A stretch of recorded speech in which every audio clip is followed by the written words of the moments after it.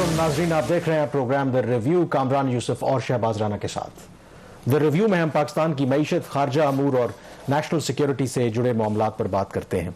तहरीक अदम एतमाद से पहले अगले 2 रोज हुकूमत और अपोजिशन जमातों की तरफ से इस्लामाबाद के अंदर बड़े जलसा आम का ऐलान किया गया है और कल यानी कि 27 मार्च इतवार के रोज परेड ग्राउंड पे तहरीक इंसाफ की तरफ से कहा जा रहा है कि तारीख का सबसे बड़ा जलसा उसका इनेकाद किया जा रहा है। असद उमर जो सीनियर रहनुमा है तहरीक इंसाफ के, उनका दावा है कि 14 अगस्त को पाकिस्तान को अगर आज़ादी मिली थी तो 27 मार्च को पाकिस्तान को हकीकी आज़ादी मिलने जा रही है।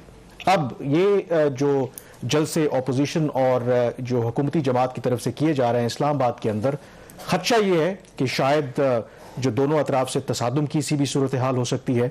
और दूसरी तरफ जो इंपॉर्टेंट नुकता है यहाँ पर कि तहरीक इंसाफ जो जलसा करने जा रही है, ज़ाहिर है कि पूरे पाकिस्तान से, इवन गिलगित बल्तिस्तान और आज़ाद जम्मू कश्मीर से भी काफिले जो हैं वो शिरकत करने के लिए यहाँ पे आ रहे हैं, क्योंकि गवर्नमेंट का दावा है कि वो 10 लाख लोग इस जलसे में इकट्ठे कर पाएंगे। लेकिन शहबाज, इसके अंदर जो इंपॉर्टेंट चीज़ है, जो अभी से इल्ज़ामात लगना शुरू हो गए हैं कि हुकूमत जो है वो सरकारी ज़राए का इस्तेमाल कर रही है। और उसकी एक मिसाल हमने देखी भी कि जो गिलगित बल्तिस्तान के चीफ मिनिस्टर हैं, जब वो इस्लामाबाद में दाखिल हुए अपने काफिले के साथ, तो वो अपने जो सरकारी गाड़ियां हैं उसमें मौजूद थे। और जो सबसे इंपॉर्टेंट बात कि अगर आप इस वक्त पीटीवी की ट्रांसमिशन जो स्टेट रन मीडिया है उसमें अगर आप देख लें तो वो भरपूर तरीके से कवरेज कर रहा है उसकी। और जो पीटीवी का जो ट्विटर हैंडल है वो लग रहा है कि वो एक सियासी जमात का ट्विटर हैंडल है। अब ये बात मैं इसलिए यहाँ पे रेज की है कि लोग तो कहेंगे कि हाँ जी सरकार का टीवी चैनल है तो सरकार अपनी प्रोजेक्शन तो करेगी, लेकिन एक डिफरेंस उसमें रखना चाहिए कि जो सरकार का अगर चैनल है भी तो ये वही तहरीक इंसाफ है जो कहती थी कि हम तो इसे बीबीसी बनाएंगे। अगर तो बीबीसी होता तो फिर अपोजिशन के जो काफिले इस्लामाबाद की तरफ आ रहे हैं उनको भी दिखाएं, वो दिखा नहीं रहे। वो कामरान 2-3 बातें आपने की हैं, इसमें तो कोई शक वाली बात नहीं है कि हर हुकूमत ने जलसों के लिए जो है वो सरकारी वसाइल का इस्तेमाल किया है, चाहे पीटीआई हो, पीएमएलएन हो और पाकिस्तान पीपल्स पार्टी हो। मेरी असद उमर से आज बात हुई थी, चूंकि वो पार्टी के सेक्रेटरी जनरल भी हैं, तो मैंने उनसे ये सवाल पूछा कि जो 27 मार्च का जलसा है, क्या इसके लिए आप सरकारी वसाइल का इस्तेमाल कर रहे हो? तो उन्होंने कहा जी कि कोई सरकारी वसाइल का इस्तेमाल नहीं हो रहा। तो मैंने कहा ये जो बसें आपकी हैं, जो आपने जो देखा, जो फुटेजेस चल रही हैं कि जो जीबी से जो आए हैं वहाँ से जुलूस आया है, तो उसमें गालिबन सरकारी बसों का इस्तेमाल हुआ है। तो उन्होंने कहा जी अगर कहीं पे सरकारी वसाइल का इस्तेमाल हुआ, अगर कोई ट्रांसपोर्ट इस्तेमाल हुआ, तो उसकी पेमेंट जो है वो PTI Pakistan Tehreek Insaf as a party करेगी। तो ये उनका सेक्रेटरी जनरल साहब का दावा है। आई होप कि असद उमर गलत बात नहीं करते हैं। ही विल मेक श्योर कि जहां जहां पे ये वसाइल इस्तेमाल हुए हैं वहां पे पेमेंट्स हो जाए। एक चीज। अब दूसरा, इसके बावजूद भी सरकारी वसाइल तो इस्तेमाल हो रहे हैं। वज़ीर-ए-आज़म इमरान खान साहब जब मूव करते हैं, और वो अब उसमें कोई डिस्टिंक्शन तो नहीं रहेगी ना कि वो प्राइम मिनिस्टर इमरान खान जा रहे हैं या चेयरमैन पीटीआई जा रहे हैं। तो जब प्राइम मिनिस्टर मूव करते हैं तो उनकी जो सिक्योरिटी है, उनका कॉन्वॉय है और बाकी जितने भी है वो हेलीकॉप्टर इस्तेमाल करें या गाड़ियां इस्तेमाल करें, तो सरकारी वसाइल तो इस्तेमाल हो रहे हैं। और फिर जो इश्तिहारात आ रहे हैं अखबारात के अंदर, उसके अंदर भी आपको पाकिस्तान तहरीक इंसाफ के झंडे का जो कलर है वो नजर आता है। तो यस, वसाइल इस्तेमाल हो रहे हैं और हर पार्टी की तरह ये भी कह रहे हैं, लेकिन इनका जो ग्राउंड था वो अब खत्म हो गया। क्योंकि जो तहरीक इंसाफ वाले वो ये कहेंगे जी पिछली जमातें भी तो ये करती थी, बिल्कुल 110% उनकी ये बात ठीक है। तो फिर आप ये भी इल्जाम ना लगाएं कि आप कोई मुख्तलिफ हैं, ये नेकी और बदी की लड़ाई है। मतलब मुझे खास जो एतराज जो है वो पीटीवी के ऊपर भी है कि देखें, पीटीवी जो है आपको पता है कि जो जबरदस्ती बिलों से 35 रुपए माहाना जो है वो कटता भी है। और फिर अगर आप वाकई चाहते हैं कि चलें, एक नेशनल इवेंट है 27 मार्च का, तो फिर जो अपोजिशन की जो रैलियां हैं उसको भी दिखाएं। क्योंकि अगर तहरीक इंसाफ, अगर आप 2018 के इलेक्शंस देखें तो उनको कोई 1 करोड़ 70 लाख वोट पड़े थे। और ये जो अपोजिशन जमातें, 3 बड़ी जमातें अगर आप देख लें, पीपल्स पार्टी, नून लीग और मुत्तहिदा मजलिस अमल JUIF, उसमें ज़ाहिर कि मेन उसका किरदार है, तो उनकी कुल वोटों की तादाद बनती है 2 करोड़ 25 लाख। तो क्या उन लोगों का भी, वो भी पीटीवी को फीस देते हैं, लाइसेंस फी, तो फिर उनकी रैली भी दिखाएं ताकि वो अब ये फवाद चौधरी साहब ये तो होने नहीं देंगे। हाँ बिल्कुल, चौधरी साहब का अपना एक स्टाइल है, वो बात करने का भी, हुकूमत करने का, इसके पीछे हमने जो ऑब्वियसली स्टार्ट जो सारा किया, ये क्यों देखें, ये जो हमारे नेशनल जो रिसोर्सेज हैं, ये टैक्स पेयर्स की मनी है ना। मतलब वो कोई भी इदारा चल रहा है, सरकारी वसाइल अगर इस्तेमाल हो रहे हैं, वो इसलिए हम यहाँ पे ये नुकता उठा रहे हैं क्योंकि आपको पता है कि पाकिस्तान वज़ीर-ए-आज़म इमरान खान जब वज़ीर-ए-आज़म नहीं थे तो सबसे बड़ा जो उनका इस जो माजी की जो हुकूमतें उन पर जो इल्ज़ाम था कि ये जो कर्जे लेके आपने इसको दिवालिया कर दिया है, और जब आपका मुल्क कर्जों पर ही चल रहा हो और फिर एक एक जो आपका जो पाई है, एक एक रुपया जो है वो बड़ा मैटर करता है। लेकिन इस गवर्नमेंट का जो फिर हाल है, ये जो हमने देखा भी कि गवर्नमेंट दावा करती है कि जो पिछले तो दिवालिया कर गए हैं, तो इस गवर्नमेंट ने क्या किया, इस पर तो जरा वो बात मेरे ख्याल इससे पहले कि आगे बढ़े, वज़ीर-ए-आज़म इमरान खान साहब ने इसके बारे में क्या, नाज़रीन जरा वो सुन लेते हैं। शरीफ खानदान के दिन इस मुल्क को चोरी करके लूटने के चले गए हैं। शरीफ खानदान तो अब ऐसे लग रहा है कि ये अब लंदन में जाके सियासत करेंगे, और अगर ये लंदन चले गए ना, ये सुने जरा, अगर इन्होंने इंग्लैंड में सियासत की तो मुझे यकीन है कि थोड़ी देर के बाद इंग्लैंड पाकिस्तान से कर्जे मांगेगा, क्योंकि कहेगा हमारा दिवालिया निकाल दिया। जी नाज़रीन, आपने सुना कि वज़ीर-ए-आज़म साहब क्या फरमा रहे हैं कि यूके की जो हुकूमत है वो भी दिवालिया हो जाएगी अगर वो PMLN को दे दी जाए। तो ये कामरान साहब, ये दावा कितना दुरुस्त है? कल के प्रोग्राम में हमने कहा था कि ये बात हम करेंगे कि PMLN की हुकूमत ने क्या किया और अब पाकिस्तान तहरीक इंसाफ की हुकूमत ने इस मुल्क के साथ क्या किया। असद उमर ने जो बात की, जिसका आपने जिक्र किया कि हकीकी आज़ादी, वो मुल्क कभी भी हकीकी तौर पर आज़ाद नहीं हो सकता जो कर्जों की दलदल में धंस जाए। इस वक्त कामरान सूरत हाल ये है कि मैं एक वज़ीर-ए-आज़म इमरान खान साहब को उन्हीं की बात बार बार याद दिलाता हूँ। फरवरी 2019 उन्होंने कहा था कि मेरी कामयाबी का एक मेयार ये होगा कि जब मैं इक़्तिदार छोड़ूंगा तो PMLN की हुकूमत ने जितने कर्जे लिए थे वो कुछ 24,900 अरब रुपए या रफली 25,000 अरब रुपया जो वफाकी हुकूमत का टोटल कर्जा था जून 2018 में, तो इसको उन्होंने कहा था कि मैं लेके आऊंगा 20,000 अरब रुपए तक। अच्छा, इस नंबर में थोड़ा सा आप सस्पेंस रखते हैं ना, ये इनके मसाइल के हैं। फिर वो इतना उन्होंने इसके ऊपर उन्होंने वावेला किया कि उन्होंने as a prime minister that inquiry commission बना दिया। अब डेट इंक्वायरी कमीशन का एक ही उसका पर्पस था मेन, बाकी सब उसके गोल्स भी थे कि पीपल्स पार्टी की हुकूमत ने और PMLN की हुकूमत ने मिला के कोई 18,000 अरब रुपए के कर्जे लिए। जब मुशर्रफ साहब की हुकूमत खत्म हुई तो पाकिस्तान का टोटल कर्जा था कोई 6,000 अरब, वो हो गया जून 2013 तक 14,000 अरब रुपया। फिर ये 14,000 को प्लस था, ये इसमें 10,000 अरब रुपए का इजाफा किया, तो ये कुछ 24,500 अरब रुपए से ज्यादा PMLN की हुकूमत ने छोड़ा। अच्छा कामरान, इसके दो कंपोनेंट्स हैं। एक तो गैर मुल्की कर्जा, जो सबसे बड़ा प्रॉब्लम है, क्योंकि आप डॉलर प्रिंट नहीं कर सकते, आप रुपया प्रिंट कर सकते हैं, और वो भी अब जो हालत हो गई है स्टेट बैंक ऑफ पाकिस्तान ने जो कर दी है, वो भी हम आगे जाके उसका जिक्र करेंगे। नाज़रीन, वज़ीर-ए-आज़म इमरान खान साहब ने उनकी हुकूमत में अभी तक दिसंबर 2021 तक जो इन्होंने गैर मुल्की कर्जे लिए हैं वो 53 अरब डॉलर, जी 53 अरब डॉलर के गैर मुल्की कर्जे वज़ीर-ए-आज़म इमरान खान साहब ले चुके हैं फरवरी 2022 तक।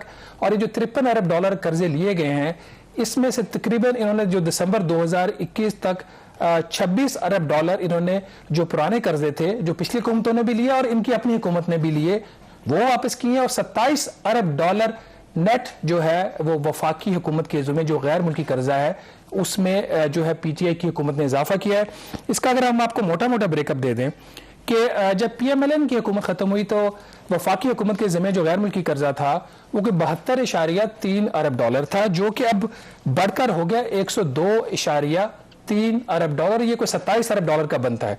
अच्छा, इसमें 2018-19 जो इनका पहला साल था उसके अंदर चूंकि गालबन 18 अगस्त 2018 को PTI की हुकूमत जो थी वो बनी थी, पहले साल में PTI की हुकूमत ने 11 अरब डॉलर के मुजमई तौर पर ग्रॉस फॉरेन लोन्स लिए थे। पहले साल की समझ आती है क्योंकि उस वक्त जो PMLN की हुकूमत पीछे मसाइल छोड़ के गई थी, PTI के पास और कोई चारा नहीं था सिवाय गैर मुल्की कर्जे लेने के।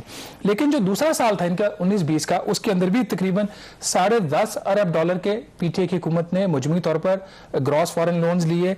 20-21 में ये नंबर्स बढ़कर हो जाता है 14 अरब डॉलर, और 21-22 का माली साल जो अभी चल रहा है, जो आज एक्सप्रेस ट्रिब्यून में भी हमने खबर की है, कोई 14.5 अरब डॉलर जो ये हुकूमत है अभी तक कर्जा ले चुकी है। 8 माह में इसके अंदर 12 अरब डॉलर की बुकिंग की हुई है इकोनॉमिक अफेयर्स मिनिस्ट्री ने।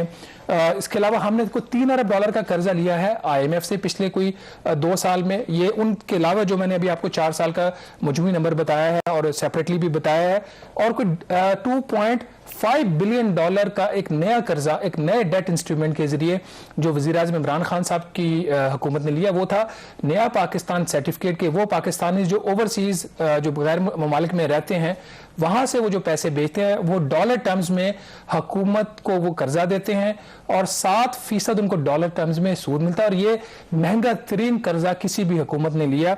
तो कामरान ये मजमूई तौर पर ये इन्होंने जो कर्जा लिया 53 अरब डॉलर। अच्छा, अब ये कर्जा लिया है इन्होंने, देखें तरीके अदम एतमाद का अभी तो नहीं पता हमें इसकी आउटकम क्या होगी, या इवन सर्वाइव भी कर जाते हैं। तो जिस तरह कर्जे लेने की इनकी रफ्तार है, इवन अगर ये 2023 तक रहते भी हैं तो ज़ाहिर है ये सारे रिकॉर्ड तोड़ देंगे। अब यही बात मेरे ख्याल में लोगों को समझाने वाली है। ये तो अपनी सियासत करके चले जाएंगे, अपनी जो भी इनकी पॉलिसीज थी, जो भी इन्होंने किया, बोझ किसने बर्दाश्त करना है? मैंने और आपने, आम लोगों ने, उनके ऊपर बोझ पड़ेगा। और उस हवाले से मेरे ख्याल में ये चौधरी निसार अली खान आजकल ज़ाहिर है कि काफ़ी अर्से से मंजर-ए-आम पर गायब है, उनका एक इंटरव्यू जब छपा है तो उसमें मेरे ख्याल में उन्होंने सही तरफ निशानदही की है कि पाकिस्तान का सबसे बड़ा मसला इस वक्त यह है कि हम जो कर्जों के बोझ तले दब चुके हैं, और उनका ख्याल है कि पाकिस्तान की कोई डायरेक्शन नहीं है, हम तबाही के दहाने तक पहुंच चुके हैं, बल्कि तबाही के रास्ते पर हैं। और ऐसी सूरत में शायद हमें एक बाई पार्टिजन कंसेंसस चाहिए, एक ओवरऑल डायरेक्शन के लिए एक मिनिमम कंसेंसस चाहिए कि इस मुल्क को आगे लेकर के कैसे चलना है। लेकिन लगता ये है, मतलब sorry to say, with all due respect to जो PTI के सपोर्टर्स हैं, यहां पे माजी की तरह जो हुक्मरान रहे वज़ीर-ए-आज़म इमरान खान भी अपना इक़्तिदार बचाने के लिए मुझे लगता है कि पाकिस्तान के जो मफादात हैं उनको दांव पर लगा रहे हैं। ये बातें वो लोगों को नहीं बताएंगे कि उनकी दौरे हुकूमत में तमाम रिकॉर्ड तोड़े हैं। ठीक है, 27 अरब डॉलर आपने वापस किया है, 26 अरब डॉलर के आपने मजीद नए कर्जे ऐड किए हैं, मुकम्मल नहीं है, और जो कर्जे आपने लिए हैं, इसमें और भी हैं, और जो कर्जे आपने लिए हैं, मतलब वो आगे चल के बात करेंगे, वो नॉन प्रोडक्टिव यूज कि वो खाने पीने के लिए आपने कर्जे लिए, बजट डेफिसिट ज्यादातर के लिए, ज्यादातर कोई एसेट्स हमने नहीं बनाए, कोई डैम बना देते, कोई मोटरवे बना देते, कोई इंडस्ट्री के लिए कोई काम कर देते, नॉन प्रोडक्टिव यूज के लिए किए, जो हमारे ऊपर ज़ाहिर है कि उसका बोझ बढ़ता जाएगा। मजीद भी ज़ाहिर है कि होशरुबा इंकशाफात हैं जो गवर्नमेंट के अपने आदाद-ओ-शुमार हैं। ब्रेक के बाद उसमें बात करेंगे। जी, ब्रेक के बाद एक दफा फिर आपको खुशामदीद कहते हैं। हम तस्करा कर रहे हैं कि 3.5 सालों के अंदर तहरीक इंसाफ की हुकूमत ने कितना कर्जा लिया, और वो जो दावे के माजी की हुकूमतें ज्यादा कर्जा लेती रही हैं, जो आदाद-ओ-शुमार हुकूमत के अपने बता रहे हैं कि जो पीपल्स पार्टी और नून लीग की हुकूमत ने 10 सालों में जितना कर्जा लिया था, इस हुकूमत ने 3.5 सालों में उतना कर्जा ले लिया है। और ब्रेक से पहले जो मैं जिक्र कर रहा था, हम पहले भी जिक्र कर चुके हैं कि पूरी दुनिया में कर्जे लिए जाते हैं, और कर्जे लिए जाते हैं एसेट्स बनाने के लिए, कर्जे लिए जाते हैं आप अपनी जो ग्रोथ है उसको बढ़ाने के लिए, क्योंकि अगर आप बड़े प्रोजेक्ट्स लगाते हैं तो यकीनन उससे एम्प्लॉयमेंट होती है, आपकी ग्रोथ बेहतर होती है। तो ये जो कर्जे इस गवर्नमेंट ने लिए हैं, तो इन कर्जों का बुनियादी तौर पर मकसद क्या था? क्या हमारी मईशत को उसका कोई फायदा होगा, या ये कर्जे सिर्फ हमने खाने पीने के लिए लिए थे? इसके लिए हम सिर्फ नंबर ले लेते हैं जो इस माली साल के 8 माह अभी तक हुए हैं। वैसे मजमूई तौर पर तो कोई 80% जो गैर मुल्की कर्जे लिए गए हैं वो नॉन प्रोडक्टिव पर्पसेस के लिए, बजट खसारा पूरा करने के लिए, या स्टेट बैंक ऑफ पाकिस्तान के जो गैर मुल्की ज़र मुबादला के ज़खायर है उसमें इजाफे के लिए। लेकिन इसके बावजूद जो स्टेट बैंक के रिजर्व्स हैं वो नहीं बढ़ रहे। वो वक्ती तौर पर 2-3 बिलियन डॉलर की इंजेक्शन आ जाती, कभी सऊदी अरब से, कभी चीन से, कभी मुत्तहिदा अरब अमारात से, कभी IMF की जो है वो आपको किस्त मिल जाती है, कभी महंगा तरीन यूरो बॉन्ड आप कर देते हैं या स्कूक बॉन्ड कर देते हैं, लेकिन वो फिर नीचे आ जाते हैं। रिजर्व्स आपके पहले ही 14.9 अरब डॉलर पर गिर चुके हैं और मुसलसल गिर रहे हैं। अब देखें यहां पे मैं आपसे ये सवाल करूंगा, देखें गवर्नमेंट जो वज़ीर-ए-आज़म इमरान खान है, जो एक बहुत बड़ा दावा कर रहे हैं कि उनके दौर में जो टैक्स रेवेन्यू उसमें बड़ा जबरदस्त इजाफा हो, अब लोगों ने टैक्स ज्यादा देना शुरू किया है, इसलिए वो लोगों को वो पैसा वापस लौटा रहे हैं। वाकई अगर हमारी टैक्स कलेक्शन इतनी बेहतरीन हो गई है, फिर तो आप बजट डेफिसिट की बात कर रहे हैं, फिर तो हमें कर्जे लेने की जरूरत नहीं है। वो आपको मैं अभी जो रुपये का मैं टोटल हम पाकिस्तान के कर्जा बताएंगे, अभी तो हम बात करें ना गैर मुल्की कर्जे की, तो इसमें एक जो बड़ी बात बता देते हैं नाज़रीन आपको कि वज़ीर-ए-आज़म इमरान खान साहब कहते हैं कि टैक्स कलेक्शन हमारी बहुत बेहतरीन हो गई है, तो इसलिए अब हम लोगों को रिलीफ दे सकते हैं। PMLN की हुकूमत जब थी तो उन्होंने यौमिया जो कर्जे में इजाफा किया पाकिस्तान हुकूमत के कर्जे में, वो तकरीबन था 5.8 अरब रुपया। और जो पीटीआई की हुकूमत है अभी तक यौमिया वो जो हमारे जो हुकूमत का कर्जा है उसमें इजाफा कर रही है वो 14.6 अरब रुपया, 14 अरब 60 करोड़ रुपया यौमिया जो है पीटीआई की हुकूमत कर्जे में इजाफा करे। तो ये कामरान मोटी बात। अब जो बात आप कर रहे हैं कि पहले 8 माह में हुकूमत ने 14.5 अरब डॉलर का गैर मुल्की कर्जा लिया, इसका 89%, 89% जो है वो नॉन प्रोडक्टिव पर्पस के लिए है। अब और ये किस लिए, बजट खसारे के लिए या रिजर्व्स के लिए। लेकिन आपकी वज़ीर आज़म साहब ने कल की तकरीर में भी कहा मानसरा में कि जी हमारी जो बरामदात है वो तारीखी तौर पर बढ़ गई हैं। वो किधर बढ़ गई हमें तो नजर नहीं आती, जो दरामदात है उससे डबल स्पीड से बढ़ रही हैं। तो आपके रिजर्व्स भी नीचे जा रहे हैं और कर्जों में भी इजाफा हो रहा है।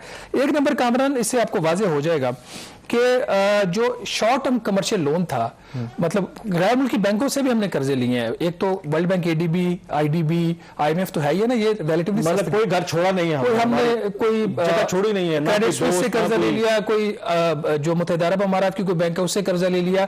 ये काम शुरू किया था इसाक डार साहब ने, इन्होंने इसको स्पीड पे ले गए। उसकी वजह से जो हुकूमत का गैर मुल्की कर्जा है ना, उसमें पीएमएलएन के टाइम पे ये कोई शेयर होता था 11%, वो अब कमर्शियल कर्जों का जो शेयर है वो 13% हो गया है। इसका होता है कि ये जो कर्जा होता है साल से 1.5 साल के लिए होता है, तो ये फिर आपको फिर कर्जा लेना पड़ता है पुराना कर्जा वापस करने के लिए। एक मिसाल इसकी इस तरह ले लें कि अभी इसी हफ्ते चाइना ने पाकिस्तान का 4.2 अरब डॉलर का जो कर्जा है वो रोल ओवर किया। इसमें 2 अरब डॉलर सेफ डिपॉजिट का था और 2.2 अरब dollar short term foreign commercial loan 3 Chinese bank ने दिया था। अच्छा, ये सूरत हाल, वो आप आ जाते हैं टोटल नंबर के ऊपर। एक दफा फिर रिपीट कर देते हैं, जब पीएमएलएन की हुकूमत खत्म हुई थी तो 24,500 से अरब रुपए से थोड़ा सा ज्यादा कर्जा था वफाकी हुकूमत का, और टोटल जो कर्जा पाकिस्तान के जिम्मे था वो था कोई तकरीबन 30,000 अरब रुपया। नाज़रीन, स्टेट बैंक ऑफ पाकिस्तान के दादोशुमार है, उसकी वेबसाइट पे मौजूद है, देख लें। वज़ीर आज़म इमरान खान साहब शायद कल आपको अपने जलसे में ये ना बताएं, अब तक 51,700 अरब रुपया पाकिस्तान के जुमे ये कर्जा हो चुका है। और पीटीआई, और ये नंबर तकरीबन जनवरी 2022 तक के, अभी फरवरी का नंबर इसमें शामिल नहीं है और मार्च का नंबर तो अभी कंप्लीट नहीं है। तो इसमें 72% इजाफा कर दिया है वज़ीर आज़म इमरान खान साहब ने, जिन्होंने वादा किया था कि इसमें वो 10,000 अरब रुपए की कमी करेंगे जब वो इक़्तिदार छोड़ेंगे। इसमें जो असल बात है, अभी तक पीटीआई की हुकूमत ने तकरीबन 17,500 अरब रुपया जो है वो हुकूमती कर्जे में इजाफा किया है अपने तकरीबन 3.5 साल में। और ये 17,500 अरब का जो इजाफा है, अगर आप इसका मुकाबला करें पीपल्स पार्टी और नून लीग की हुकूमत के साथ, तो उन्होंने 10 साल में इजाफा किया था तकरीबन 18,000 अरब रुपया, और जनाब वज़ीर आज़म इमरान खान साहब ने 3.5 साल में 17,500 अरब रुपए का इजाफा कर दिया है। तो क्या कोई डेट इंक्वायरी कमीशन बनेगा? क्या कोई पता लगाएगा कि ये कर्जा क्यों लिया जा रहा है, किधर जा रहा है, किसके लिए जा रहा है? कामरान, इसका जो नुकसान है, अच्छा नुकसान, क्योंकि एक और जो बड़ा इंपॉर्टेंट चीज़ है कि देखें, एक तो आपने कहा कि एक तो ये शॉर्ट टर्म कमर्शियल लोन ले रहे हैं, और दूसरा जो एक और मेरे ख्याल में बहुत अहम पहलू है कि जो हम लोकल बैंक से कर्जे ले रहे हैं। अब लोकल बैंक से जो हम कर्जे ले रहे हैं, जिस शरह सूद पर ले रहे हैं, ये एक अलग स्कैंडल है कि जो वही जो एक समझ लें कि पैसा हुकूमत का ही पैसा है, स्टेट बैंक से ये कमर्शियल बैंक सस्ते दामों कर्जा लेते हैं और वो महंगे दामों कर्जा वो हुकूमत को चिपका रहे हैं। मतलब ये क्या पॉलिसी है? ये तो एक सेल्फ एक बहुत बड़ी चोरी है, मुझे तो लगता है डाका है मेरे ख्याल में। चोरी नहीं कह सकते, इसको एक्सप्लॉइटेशन आप कह सकते हैं। इसमें कोई अब पर्दे के पीछे क्या होता है हमें नहीं पता। इसमें अभी जो स्टेट बैंक ऑफ पाकिस्तान का तरमीमी बिल पास हुआ, जिसके बाद वफाकी हुकूमत जो है वो स्टेट बैंक से अब 1 रुपया भी कर्जा नहीं ले सकती। और हम उस वक्त पीट रहे थे, 2 साल से मैंने इसी प्लेटफॉर्म से, एक्सप्रेस ट्रिब्यून के प्लेटफॉर्म से शोर मचा रहा था कि हम हुकूमत पाकिस्तान को गिरवी रख रहे हैं कमर्शियल बैंकों के पास। उसका नजारा अब आप देखना शुरू कर दिया है। इस वक्त जो वैसे हम बड़े दावे करते हैं कि एब्सोल्युटली नॉट, यहां पे करेंगे, IMF के सामने किया ना हमने, एब्सोल्युटली यस। और उसका नुकसान देखें, इस वक्त जो शरह सूद है स्टेट बैंक की वो है 9.75%। पिछली 2 जो ऑक्शन हुए जिसमें वफाकी हुकूमत ने कर्जा लिया बैंकों से, नाज़रीन नंबर पब्लिक है, 561 अरब रुपए का हुकूमत ने कर्जा लिया, जो 3 माह के लिए कर्जा लिया उसका रेट है 12%, और जो 6 माह से लेके 1 साल का कर्जा था हुकूमत ने जो लिया वो है 12.7%। और कहानी यहाँ पे खत्म नहीं होती। ये तकरीबन बुध वाले दिन हुकूमत ने कर्जा लिया। अब चूंकि बैंकों ने हुकूमत को कर्जा दे दिया तो उनको लिक्विडिटी प्रॉब्लम आ गया होगा, तो हमारे जो गवर्नर साहब हैं उन्होंने हदायत दी कि स्टेट बैंक ऑफ पाकिस्तान को जरा बैंकों को पैसा फराहम कर दीजिए। तो स्टेट बैंक ऑफ पाकिस्तान ने किस रेट पे बैंकों को पैसा दिया? 9.76%। कमर्शियल बैंक स्टेट बैंक से कर्जा लेता है 9.5% के ऊपर और हुकूमत को देता है 13.5% के ऊपर। इसके ऊपर क्या कोई डेट इंक्वायरी कमीशन नहीं बनना चाहिए? कामरान, ये एक सवाल है, शायद इसका कुछ जवाब है। और ये कितना बड़ा, जो भी हमने IMF के कहने के ऊपर जो हमने बिल ये ऑटोनॉमी वाला पास किया, अब उसके नतायज आना शुरू हो गए हैं। अब ये तो बाकी वो बातें तो नारे होते हैं ना, ये तो प्रैक्टिकली जो अब आपको नुकसान हो रहा है कि 2-2.5% आप महंगा कर्जा, जब अरबों की बात होती है तो वो शरह सूद आप लगा लें, अरबों तक बात चली जाती है। तो ये वो सारे मामलात हैं जिस पर जाहिर है कि वज़ीर-ए-आज़म इमरान खान और जो उनकी बाकी टीम है वो इस पर बात नहीं करेगी, क्योंकि ये तो कहना आसान है कि मेरे खिलाफ साजिश हो रही है, इंटरनेशनल कॉन्स्पिरेसी है, ये बाकी सारे चोर डाकू मिल गए हैं। लेकिन ये सवाल उनसे जरूर होना चाहिए, क्योंकि अगर वो अवाम के वोटों से मुंतखब होकर आए हैं कि ये जो उनकी गलत इकोनॉमिक पॉलिसीज हैं उनका जो खमियाजा ऑलरेडी पाकिस्तान ने भुगतना शुरू कर दिया और आगे चलकर जो मजीद नुकसानात हैं पता नहीं वो कितने संगीन होंगे आम लोगों के लिए, मुल्क के लिए, इस पर भी हमें सोचना चाहिए और इस पर भी उनसे जरूर सवाल होना चाहिए। यहां पे ब्रेक लेंगे और ब्रेक के बाद हमें इसी मौजू के ऊपर डॉक्टर कैसर बेंगोली ज्वाइन करेंगे। जी, ब्रेक के बाद एक दफा फिर आपको खुश आमदेद कह रहे हैं। हम बात कर रहे हैं कि वज़ीर-ए-आज़म इमरान खान जो अक्सर अपनी तकरीरों में दावा करते हैं कि जो पिछली हुकूमतें हैं मुल्क को दिवालिया कर गई हैं, लेकिन उनकी अपनी हुकूमत का ये आलम है कि उन्होंने तमाम जो प्रीवियस रिकॉर्ड्स हैं वो तोड़ दिए हैं। जो कर्जे लेने की अगर बात करें तो उस पर मजीद बात करने के लिए हमें ज्वाइन किया टेलीफोन लाइन पर डॉक्टर कैसर बेंगोली ने, वेल नोन इकोनॉमिस्ट। तो डॉक्टर साहब, इस गवर्नमेंट ने 3.5 सालों में जो टोटल बैरूनी कर्जे लिए हैं उसकी किताब बनता है वो $53 अरब। अब आप बताएं कि कब तक पाकिस्तान इस तरह से सरवाइव कर सकता है, जब आपकी एक्सपोर्ट्स ना बढ़ रही हों, जब आप बाकी मामलात आपकी पॉलिसीज ठीक ना हो, कब तक हम ऐसे सरवाइव कर सकते हैं?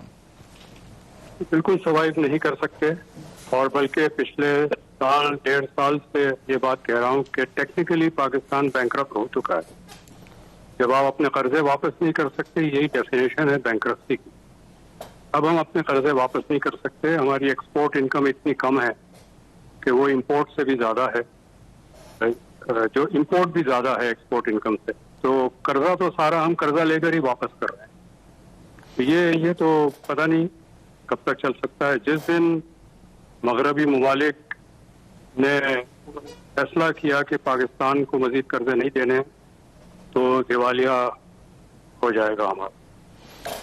अच्छा डॉक्टर साहब, जब ये इमरान खान साहब इक़्तिदार में आए तो उनका जो सबसे बड़ा कंसर्न था कि पीपल्स पार्टी और नून लीग ने 10 साल में उन्होंने 18,000 अरब रुपया कर्जों में शामिल कर दिया और फिर उन्होंने एक डेट इंक्वायरी कमीशन बना दिया।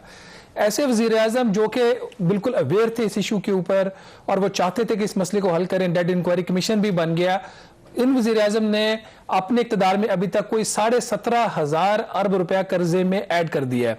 तो ऐसा क्या था कि प्राइम मिनिस्टर को सब पता है ये कर्जा लेना कितनी बुरी बात है, मुल्क का दिवालिया निकल जाता है? क्या ऐसे हालात थे कि वज़ीर आज़म साहब के कंट्रोल में नहीं थे, या वो जितनी उनकी बातें थी वो नारों की हद तक थी, अवाम को असल हकीकत से उन्होंने नहीं मुतारिफ करवाना था? आपके ख्याल में क्या गलत हुआ कि हमारा कर्जा इतनी स्पीड से बढ़ा? ये बड़ी बदकिस्मती की बात है कि एक पार्टी और एक लीडर जिसको मुल्क के नौजवानों ने जिस पे कॉन्फिडेंस रखा, उनके तमाम वादे और तमाम ऐलानात खोखले निकले। मेरा नहीं ख्याल है उनका कोई इरादा था किसी पे भी अमल करने का, बल्कि उससे भी ज्यादा मैं ये कहूँगा कि वो जिस चीज का दावा करते थे उनको उन चीजों की हकीकत के बारे में पता नहीं था। मतलब ये बेसिकली बदनीयती से ज्यादा इग्नोरेंस की बात है। ये शख्स, इनको पता नहीं था वो कह क्या रहे हैं और इसके पीछे क्या मतलब है। तो ये बदकिस्मती है मुल्क की कि ऐसे शख्स को हमारे ऊपर मुसल्लत किया गया, और यकीनन नुकसान तो पहले भी था। इस हुकूमत के आने से भी पहले माली हालात अच्छे नहीं थे और हम कर्जों के दलदल में फंसे हुए थे। लेकिन इस वक्त तो हम कुछ अजीब हाल में है, न सिर्फ कर्जों के दलदल में फंसे हुए हैं, हम IMF के दलदल में भी फंस गए। IMF तय करती है आप किस चीज की इजाजत है और किस चीज की इजाजत नहीं है। ये जो ईस्ट इंडिया कंपनी आई थी तो वो बहुत सारे छोटे छोटे बादशाह थे, वो ईस्ट इंडिया कंपनी से इजाजत लेके अपना कुछ काम करते थे। तो आज भी हमारा यही हाल है। अच्छा डॉक्टर साहब, आपने IMF का जिक्र किया। जाहिर है कि जो वज़ीर-ए-आज़म इमरान खान के सपोर्टर्स हैं वो ये कहते हैं उनके खिलाफ एक कॉन्स्पिरेसी हो रही है क्योंकि उन्होंने एब्सोल्युटली नो कहा अमेरिका को बेसिस के हवाले से। लेकिन दूसरी तरफ IMF के कहने के ऊपर हमने जो स्टेट बैंक की ऑटोनॉमी का बिल मंजूर किया उसके असरात अब आना शुरू हो गए हैं।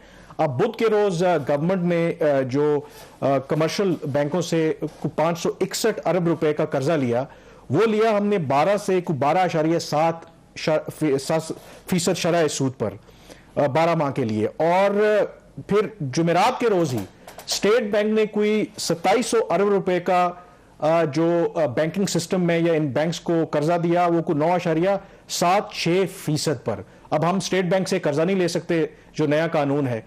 तो ये आपके ख्याल में इटसेल्फ एक बहुत बड़ा स्कैंडल नहीं है कि स्टेट बैंक सस्ते दामों कर्जा देता है इन कमर्शियल बैंक्स को और वही कमर्शियल बैंक हमें महंगे दामों कर्जे दे रहे हैं?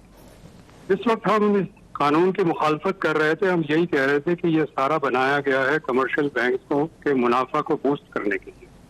ये IMF और बाकी इंटरनेशनल फाइनेंशियल इंस्टीट्यूशंस और प्राइवेट कमर्शियल बैंक है, इनकी एक अनहोली अलायंस है। और ये पाकिस्तान को, जैसे अंग्रेजी में कहते हैं ना, दे आर मिल्किंग पाकिस्तान। तो this is what they are doing. और हमने प्लेट में उनको मौका फराहम किया है। हमारी हुकूमतें आई है जिन्होंने कौमी मफाद को देखने के बजाय ये हर चीज मंजूर करने को तैयार होते हैं। तो बहुत ही, बस हम अब इस वक्त तो क्या कर सकते हैं, अफसोस कर सकते हैं। और अच्छा है कि आप मीडिया पे ये चीज ला रहे हैं। हमारी तो कोशिश होगी कि इस कानून को हम रिवर्स करें। अच्छा डॉक्टर साहब, वो कानून तो जब रिवर्स होगा, इसके ऊपर इसहाक डार साहब भी कह चुके हैं, शाहिद खाकान अब्बासी साहब, एहसन इकबाल साहब की भी स्टेटमेंट ऑन द रिकॉर्ड है। लेट्स होप कि वो अपने बयानात पे कायम रहे और जब हम अगली दफा IMF के प्रोग्राम में जाएं तो वो कोई और ना रिवर्सल ले लें। अब सवाल ये है कि जिस तेजी से हमारे कर्जे बढ़ रहे हैं उसी तेजी से कर्जों के ऊपर सूद की अदायगियां बढ़ रही हैं। आज से कुछ 3.5 साल पहले 1500 अरब रुपया हमारा जो था वो सूद की अदायगी होती थी साल की। अब बात हो रही है 3100 से 3200 अरब रुपए की।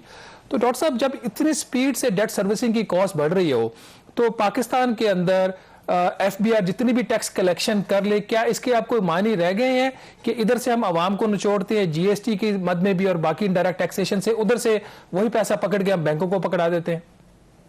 देखिए, जितना आपका कर्जा बढ़ेगा उतना रिस्क प्रीमियम बढ़ जाएगा, तो अगला जो इंटरेस्ट रेट होगा वो तो बढ़ता ही चला जाएगा। ये तो स्टैंडर्ड रूल है।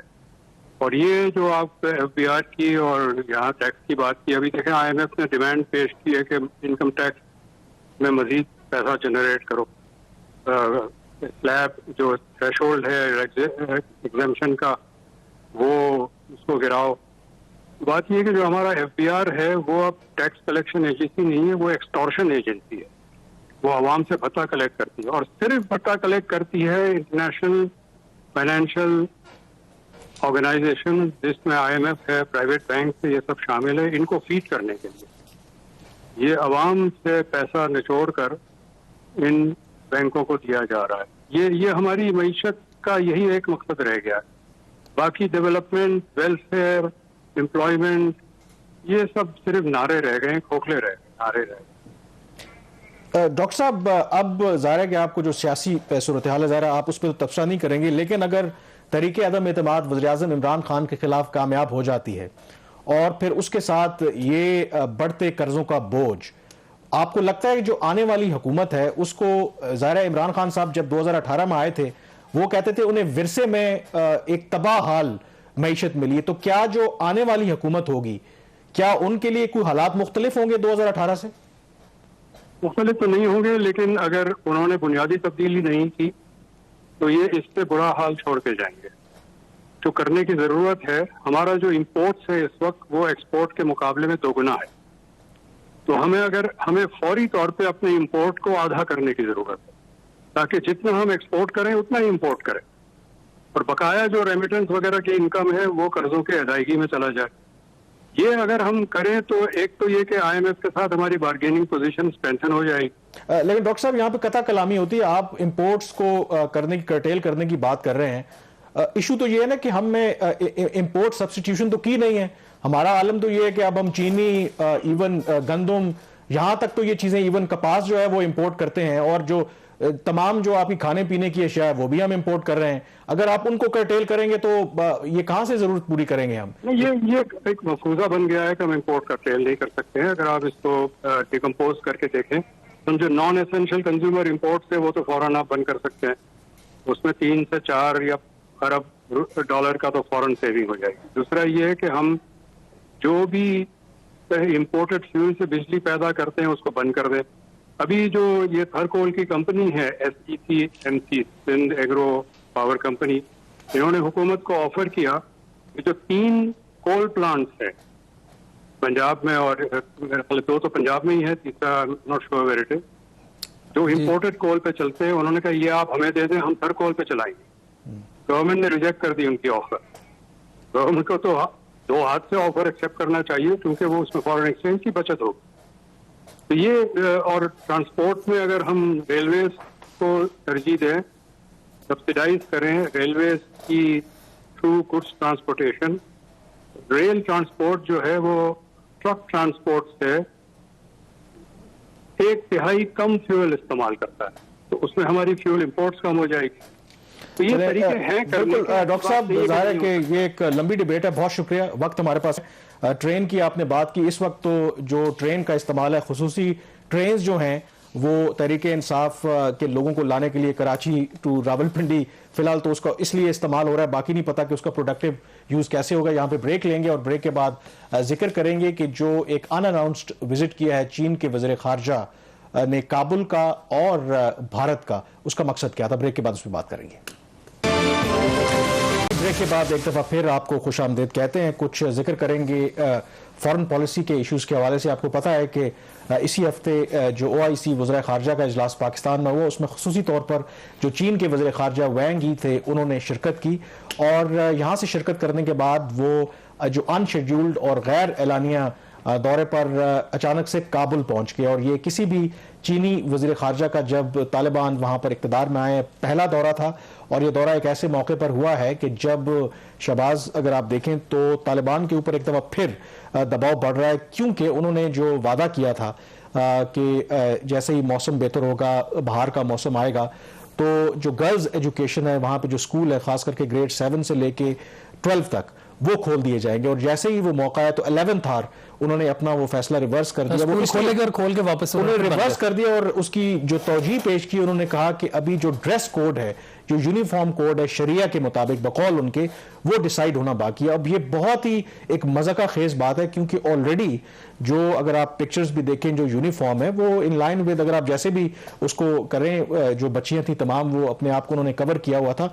तो उसके बाद एक बड़ा खतरनाक, मेरे ख्याल में बहुत शदीद रद्द-ए-अमल आया है मगरिब की तरफ से भी, और आज मेरे ख्याल में आज या कल UN सिक्योरिटी काउंसिल का एक इजलास भी हो रहा है, इस मौजू को टेकअप कर रहे हैं वो। और उनका ये कहना है, बल्कि एक जॉइंट स्टेटमेंट जो तमाम मगरबी ममालिक हैं, अमेरिका, EU और UK उसमें शामिल है, उन्होंने कहा कि अगर ये फैसला इन्होंने रिवर्स ना किया तो इसकी एडवर्स इम्प्लीकेशंस होंगी। और दोहा फोरम इस वक्त चल रहा है, वहां पे अफगान तालिबान डेलीगेशन भी वहां पे मौजूद है, लेकिन उनकी मुलाकात भी होनी थी, कैंसिल कर दिया ना। अब अमेरिका ने कैंसिल कर दिया, उन्होंने कहा जी कि हम इस तरह से नहीं चल सकता। अब इसके बीच आपको पता है कि दौरा हुआ है वैंग यी का।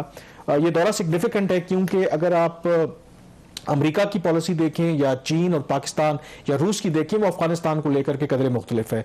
खास करके ये जो 3 ममालिक ये समझते हैं कि जो इनके एसेट्स जो अमेरिका ने फ्रीज किए थे वो नहीं करने चाहिए, उनका उन पर इख्तियार है। और चीन के वज़ीर ख़ारजा ने वहाँ पे जो उनकी क़यादत से बात हुई है, उन्होंने वहाँ पे बड़ा वाज़ेह पैगाम दिया कि चीन की जो पॉलिसी है, they don't believe in coercive diplomacy. और वो चाहते हैं कि बातचीत के जरिए मामलात को आगे लेकर के किया जाए। और उनका जो सबसे बड़ा कंसर्न है, आपको पता है कि वहाँ पे ईस्ट तुर्किस्तान इस्लामिक मूवमेंट है, वो पनपने ना वहाँ पे पाए। तो ये इस तनाजुर में, और फिर रूस के जो स्पेशल एनवॉय हैं इस दौरान वो भी वहाँ पर आए थे। तो लगता ये है कि दो जो की ममालिक है यूएन सिक्योरिटी काउंसिल के, रूस और चाइना, वो किसी तरीके से कोशिश कर रहे हैं कि जो अफगान तालिबान है उनको किसी तरह इंटरनेशनल रिकग्निशन की तरफ लेके जाया भी जाए। लेकिन उसमें जाहिर है कि चीनी वज़ीर ख़ारजा ने कहा कि आपको इंक्लूसिव गवर्नमेंट, ख़वातीन की एजुकेशन की बात हो, और अपनी सरजमीन अपने हमसाया ममालिक या किसी और के खिलाफ जो इस्तेमाल ना होने के वादे किए हैं उन पर आपको अमल दरामद। लेकिन इसमें ये तीनों जो डिमांड्स हैं कामरान, ये अगस्त से लेकर अब तक पूरी नहीं हो रही, क्योंकि पाकिस्तान जो कि बहुत बड़ा सपोर्टर है तालिबान की हुकूमत का, Pakistan itself is now a victim of the cross border terrorism, और जिस तरीके से पाकिस्तान के ऊपर अटैक्स हुए, और फिर बात कही जा रही है कि अफगानिस्तान से उसके ताने बाने मिलते हैं, उस सरजमीन इस्तेमाल हुई है।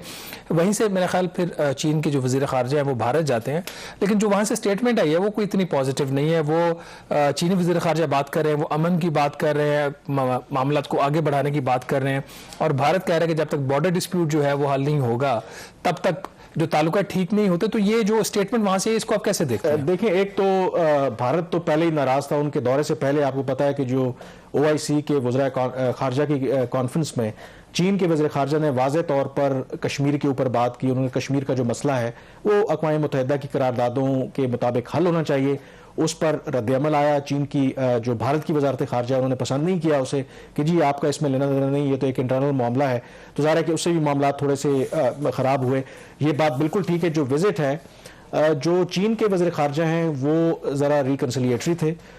उनका कहना था कि ये जो बॉर्डर के मामला था उनके बकौल इनसे बढ़ के आगे जाना चाहिए। लेकिन जो भारत के वज़ीर ख़ारजा हैं वो कहते हैं कि जब तक आप ये जो बॉर्डर वाला मामला है ये सेटल नहीं होता तो ताल्लुकात जो है वो नॉर्मलाइज नहीं हो सकते। क्योंकि आपको पता है कि ये जो लद्दाख के एरिया में ख़ास करके 5 अगस्त 2019 को कश्मीर का जो इक़दाम किया, तो उसके बाद जो मूवमेंट चीन की तरफ से हुई, और भारत का ख्याल है कि जो चीनी अफवाज की तरफ से जो पेशकदमी की गई वो बहुत से इलाके हैं जो पहले भारत के कंट्रोल में थे। ब्रीफली इसका 1 पॉइंट एजेंडा क्या था चीनी वज़ीर ख़ारजा? लेकिन जो 1 पॉइंट एजेंडा तो यही था कि इसको नॉर्मलाइज किया जाए, ताल्लुकात को मामूल पे लाया जाए। क्योंकि चीन के वज़ीर ख़ारजा ने वहाँ पे कहा भी कि जो चीन है वो यूनिपोलर वर्ल्ड पे बिलीव नहीं करता। वो चाहता है कि भारत का भी जो एक रोल है रीजन के अंदर वो उसको एक्सेप्ट करते हैं। और बहुत से ऐसे मामलात हैं, खास करके यूक्रेन के मामले में अगर आप देखें तो चीन और भारत और इवन पाकिस्तान ये आपको एक पेज पे लगते हैं। तो ये यूक्रेन वाला मामला भी वहां पे डिस्कशन हुई है। चीन की कोशिश है कि वो भारत के साथ उनके मामलात ज़्यादा ख़राब ना हो, क्योंकि अगर ख़राब होंगे तो उनको लगता है कि गैर ज़रूरी तौर पर डिस्ट्रैक्शन है, कि जो उनकी कोशिश है, जो उनका इकनॉमिक प्लान है, जो वो चाहते हैं कि अपने आप को एक असर्ट करवाएं as a major economic player, तो उसमें शायद एक रुकावट आ सकती है। तो चीन की तरफ से ये कोशिश थी कि मामलात को सेटल किया जाए, लेकिन लगता ये है कि शायद भारत अभी तक वो तैयार नहीं है। उनका ख्याल है कि जब तक जो भारतीय जो चीनी अफवाज हैं वो पुरानी पोजीशन पे लद्दाख के रीजन में वापस नहीं चली जाती तो मामलात जो हैं वो मामूल पर नहीं आ सकते। बहरहाल प्रोग्राम द रिव्यू से इतना ही। मुझे कामरान यूसुफ और शहबाज राना को आप इजाज़त दीजिए। अल्लाह हाफिज़।